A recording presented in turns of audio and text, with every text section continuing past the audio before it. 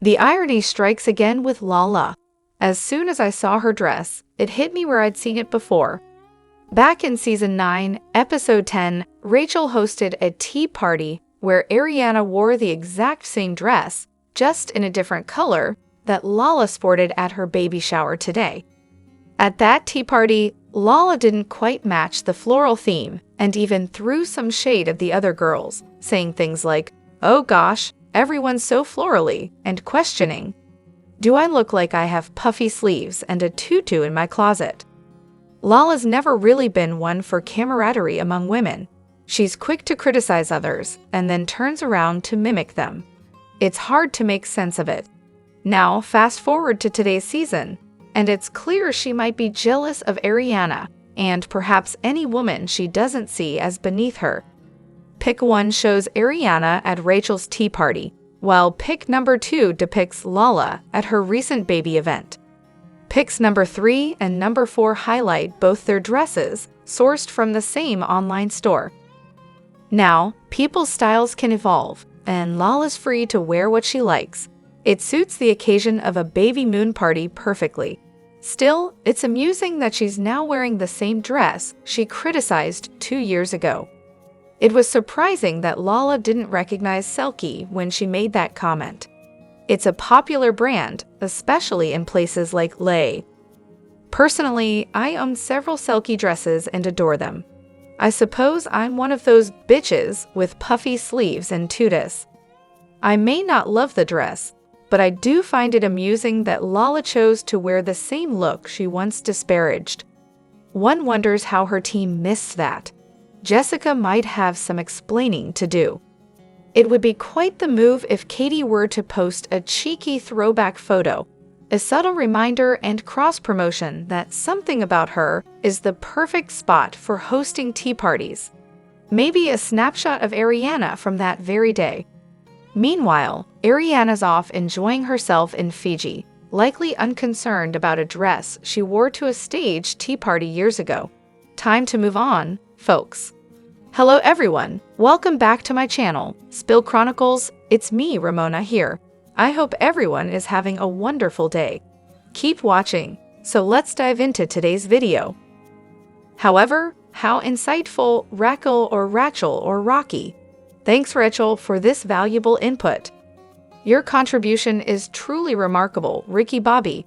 It's utterly captivating. I've never encountered anything quite like it in my entire life. Amazing. Could someone please explain how this TikTok might impact Sheena? Why is this person still making noise? Has she reached out to Skeena to understand the impact of this situation? P.S. I haven't watched the video, I'm just going by your comments. So I have absolutely no clue what she said or what it's about. I can't bear to watch someone with a shaved head in a durag with bright, exaggerated makeup that practically covers her entire face. Apologies, but that's just not my cup of tea. I'd gag if I watched this. Who does she think she is to lecture on morality? The sheer audacity of this woman and her supporters is beyond belief. Karma will come around, probably when she's feeling happiest and most content. Then, bam, karma knocks on the door and serves her a hefty dose of retribution, much like what she did to Ariana. I mean, it's not entirely implausible. This perpetual victim needs real psychological therapy, not some holistic wellness center where she remains the victim. I'm curious if she informed her therapists at the Meadows about her lawsuit against Ariana and their response. Additionally, didn't Sheena mention a few months back, possibly during the reunion, that she'd be going on tour for her album this summer? I haven't seen any sign of her touring. Does anyone else recall her mentioning this or know what happened with those plans? How could she go on tour when she only has like 4 songs? Touring, unless you're a major act with a big budget for a crew, is such a grind. I've been on several tours when my ex was performing, and it's far from glamorous, dirty, exhausting work, constant loading in and out, and endless driving. Perhaps she thought it sounded great initially, but then realized she couldn't afford to tour like a real pop star, and booking decent venues is a tough challenge. It seems like she might have scrapped the idea halfway through. Moreover, VPR and the role of iconic props. Full disclosure, I used to handle props for a popular science fiction TV series that ran for 5 years, and it dawned on me that many of VPR's most memorable moments revolved around standout props. In our industry, we called them hero props when they were highlighted on camera, with one standout per episode. Sandoval really understood the impact of a great prop. Think back to the motorcycle sidecar, the helmets, goggles, and gloves, all memorable props. Who could forget Schwartz's genius creation, the butt steak? The motorized cooler, embodying Jax's mix of foolishness and relatability. Every drink served, a prop from the Bubba bottle to Lala's signature contributions. Ariana smashing the crown on her birthday, a powerful prop moment. Sheena's ever-present phone, another key prop. Can you recall any other standout prop moments? And of course, who could overlook those famous goat cheese balls? And let's not forget Jax's infamous sweater. On the other hand, looks like it's about the pasta redux in a bizarre video Tom Sandoval posted with girlfriend Victoria Lee Robinson. Not surprising, lol. Remember when Ariana rightfully complained about Tom hosting late-night gatherings at their place? Those after-hours hangs, anywhere from 2 to 6 a.m., usually happen when people are too intoxicated to call it a night, and they're the last ones still partying. It's kind of sad he's still into this in his 40s. Honestly, I do worry a bit for him. It's not a good look, and it's concerning. Despite his flaws, I hope he gets serious about getting clean. Get ready, folks. Tom's prepping her for the spotlight next season on VPR. If this is a taste, we should brace ourselves. Victoria makes Rachel seem almost angelic. It's a train wreck I might have to look away from. Yikes. I don't think being on Molly is a big deal. It's just weird that they go live when they're on it. The video's boring, and the strangest part is Tom's obsession with that hairstyle. Did Kristen have a bob when they were together? It seems like every girl he dates ends up with the same hairstyle and going blonde. Even Billie Lee did it. I really dislike Victoria. She's making me miss Billie Lee with all this drama. However, it's frustrating to see Raquel upset over James dating right after their breakup.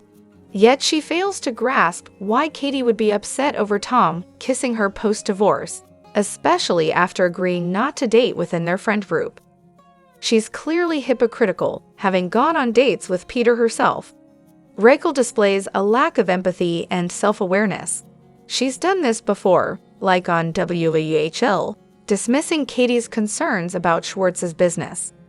She doesn't understand that a wife has a right to be involved in her husband's financial decisions, which affect both of them. Her actions seem misogynistic. She not only refuses to understand, but also attacked Katie, claiming she had no right to interfere in Schwartz's life since she initiated the divorce. At the final party, she parroted Sandoval's views without forming her own opinion. If Raquel ended things with James because he was so awful, why is she upset about Ally? It seems she can't stand any woman being chosen over her. Ally over James, Lala over Oliver, Katie over Schwartz, Ariana over Tom, and now possibly Sheena over Brock. Peter was just a distraction and wasn't serious. Given her history, nobody should trust her around their partner, and she's even willing to sue if things don't go her way. It's also nonsensical because she left James. Why does she care who he dates? Regarding Schwartz and the dogs, it's hypocritical for her to criticize Katie when she herself took Graham away from James. It wasn't about boundaries. She knew it would hurt James deeply. Additionally, I usually avoid commenting on people's appearances, but I'll never understand why Lala felt the need for so much unnecessary work on her face. She originally had a beautiful and unique look. Whenever I saw her on the show before she started altering her face, I thought, wow, this girl is stunning. But as the show went on, I couldn't help but wonder, what led her to change her face like that? Now, she resembles so many others who've gone under the knife or needle. It's disappointing. Sheena is another who, in my opinion, made a mistake with cosmetic procedures, especially considering how much weight she's lost over the seasons.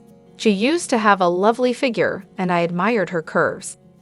Personally, I think they both looked better before all the changes. However, they're their own individuals and entitled to do as they wish. I suspect they underwent so much work because of constant scrutiny over their appearance. It's a lose-lose situation for them. Living in LA, I understand that plastic surgery is almost a norm here. Ultimately, if it makes someone feel happy and confident, then why not? As far as Lala goes, I believe she's only had facial injections, which can be dissolved or naturally diminish over time. She's still young enough to bounce back and reclaim her original look. Hopefully, the strong negative reactions she's receiving on social media will make her reconsider the direction she's taken. Moreover, alright, all you VPR diehards, what are we expecting for the next season of filming? I really think Ariana will be back, unless something major happens with Raquel's lawsuit against her that forces Bravo to terminate her contract. I'm not fully updated on the case or VPR until the new season starts, except for Love Island, where Ariana is hosting. I can't wait. I'm hoping and praying they give us a mix of something about her and some insight into Ariana's Broadway stint or her experience hosting Love Island. She lucked out with hosting the most dramatic season of Love Island USA, and I'm curious to see what else they'll show. I'm eager to see Tom, Victoria, and Billy on screen too. What do you all think? VPR technically hasn't been officially renewed for a 12th season yet. As far as I know, they'll assess everyone's status in the fall, but I'm optimistic it'll return with the full cast. It would be great to see some new faces from the cast's outside friend groups too. I don't believe Raquel's lawsuit would affect Ariana being asked back for another season, especially considering Bravo's history with other controversies. I doubt the lawsuit would be extensively covered in a potential season 12 since Tom and Ariana are likely restricted from discussing it.